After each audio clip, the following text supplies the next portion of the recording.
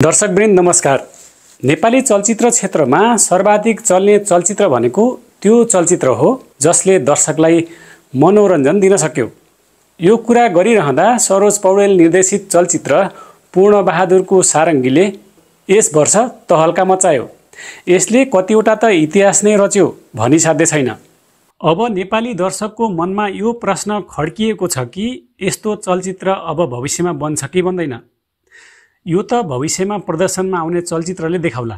तिनै सारङ्गीका निर्देशक सरोज पौडेलद्वारा निर्देशित चलचित्र कोसेढुङ्गा इतिहास नै रच्न सफल हुने भन्ने निर्माण पक्षले दाबी गरेको छ।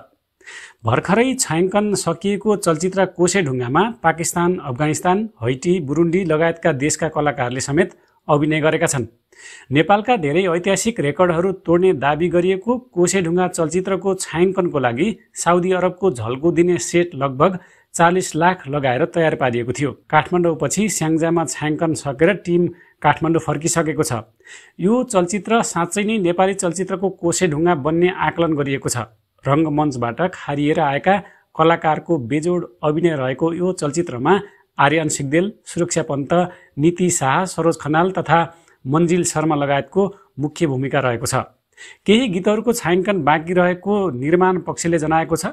चलचित्र कोसेढुङ्गाका निर्देशक सरोज पौडेल, कार्यकारी निर्माता दिनेश खड्का र निर्माताहरूमा किशोर अनुराग र प्रेबिल कणेल रहेका छन्।